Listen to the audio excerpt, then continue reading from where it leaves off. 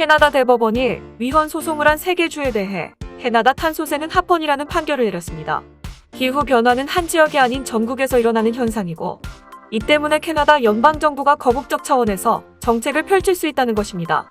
대법원은 전문가들은 탄소세가 기후변화 요소 중 하나인 온실가스 배출을 줄이는 확실한 방법이라는 얘기를 한다며 캐나다 국민뿐만 아니라 전 세계 사람들의 삶을 위협하는 문제이기에 국가 차원에서 대응해야 된다 생각한다고 설명했습니다. 이번 소송은 서스케처원주, 온타리오주, 그리고 알버타주가 캐나다 연방탄소세에 대해 각 주는 천연자원에 대한 관할권이 있고 기후변화에 대해서도 자체적인 정책을 실시한다고 주장하며 시작되었습니다. 조나단 윌킨슨 캐나다 환경부 장관은 기후변화가 진짜인지, 그래서 우리가 대책을 세워야 하는 게 맞는지에 대해서는 의문의 여지가 없다며 캐나다 연방정부의 기후정책에 대해 대법원이 손을 들어 주어 기쁘다고 전했습니다. 저스틴 트리도 총리 및 존 오건 BC주 주지사 역시 대법원의 판결을 지지하였습니다. 다음 뉴스입니다. 테레사 탐 캐나다 연방 최고보건관은 26일 코로나19 정례 브리핑 시간에 입원 환자 수, 사망자 수 등이 늘어나고 있다며 코로나19 확산세가 다시 시작되었다고 경고했습니다. 캐나다 연방보건 당국에 따르면 노년층 확진자 수는 줄어들고 있으나 청년층 그 중에서도 20세에서 39세 사이에서 확진자 수가 늘고 있는 것으로 알려졌습니다. 또 코로나19 변종이 일부 지역에서 빠르게 퍼지고 있는 것으로 확인되었습니다.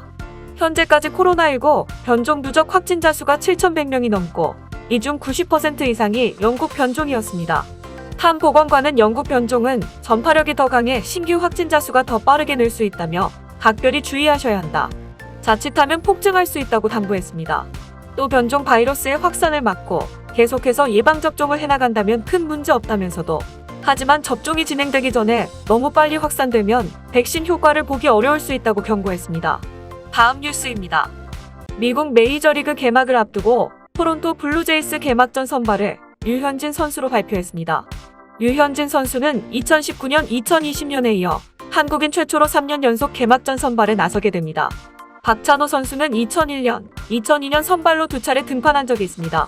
작년 류현진 선수는 템파베이 레이스와의 경기에 선발 등판해 4와 3분의 2이닝 4피안타 3실점으로 조금 부진했으며 승패 없이 등판을 마쳤습니다.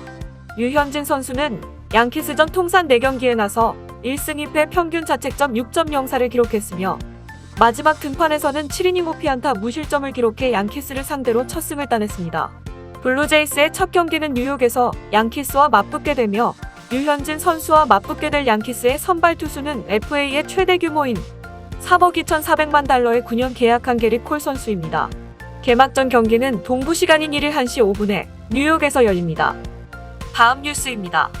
장기 요양시설 입소자와 방문자들을 위한 코로나19 관련 규제가 4월부터 완화될 예정입니다.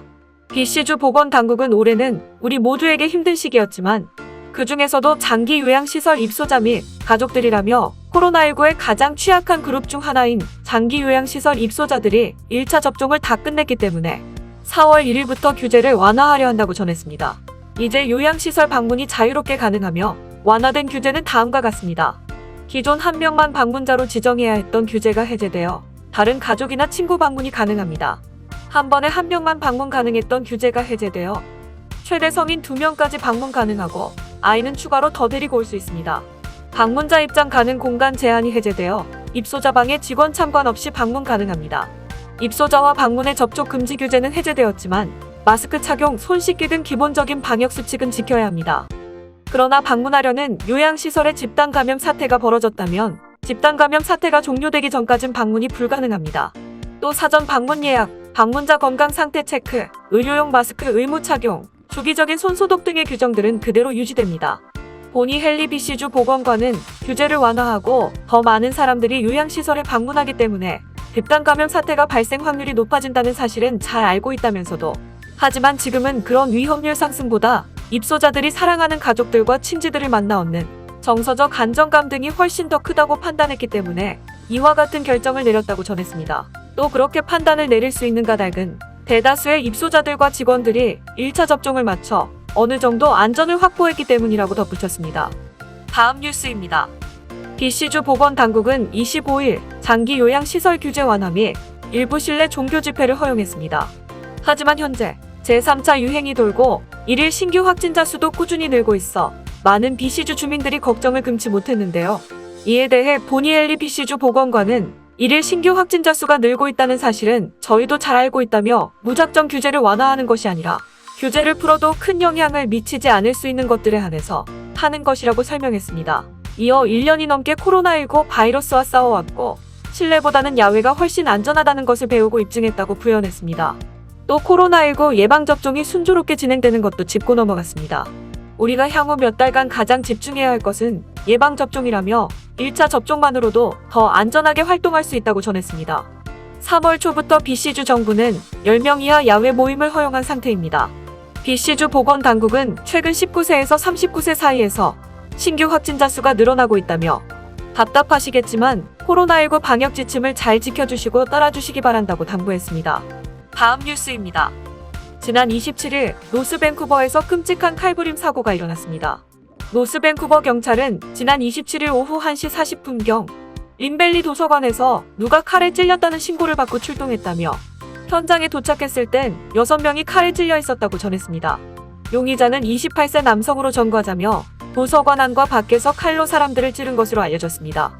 안타깝게도 피해자 중 한 명인 20대 후반 여성이 숨을 거뒀습니다. 나머지 피해자 5명은 무사히 병원으로 이송되었고 생명에는 지장이 없는 것으로 확인되었습니다. 목격자의 말에 따르면 당시 현장은 아수라장이었고 용의자는 특정한 누군가를 해할 목적을 가진 게 아니라 그냥 아무나 잡고 찌르려고 한 것 같은 모습인 것으로 밝혀졌습니다. 현재 용의자는 자해로 인한 부상 때문에 수술을 받고 경찰의 감시하에 병원에 있는 상태입니다. 한편 린벨리 도서관 쪽에는 이번 사건으로 목숨을 잃은 피해자를 추모하는 꽃다발들이 가득해 안타까움을 더하고 있습니다. 해당 사건에 대해 제보할 게 있으신 분은 604-985-1311로 연락 주시기 바랍니다.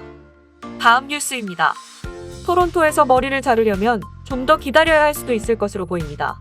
존 토리 시장은 만약 지금과 같이 코비드19 확진자 수가 계속 증가한다면 4월 12일 시작 예정인 퍼스널 케어 서비스들의 재개가 불가할 수 있다고 밝혔습니다. 존 토리 시장은 CP24를 통해 최근 토론토의 확진자 수가 지속적으로 증가하고 있음에 따라 퍼스널 케어 서비스의 재개가 불확실해졌다고 말했습니다. 시장은 확진자 수치가 긍정적인 방향으로 돌아서지 않는다면 퍼스널 케어 서비스의 재개가 없을 수 있다고 생각한다며 지금 말씀드릴 수 있는 것은 보건 수치가 계속해서 좋지 않을 경우 극도로 신중한 태도로 재개를 지원하지 않을 것이라고 덧붙였습니다. 온타리오 주정부는 지난주 2021년 4월 12일 월요일 오전 12시 1분부터 그레이존에 위치한 퍼스널 케어 서비스들이 재개할 수 있다고 발표한 바 있습니다.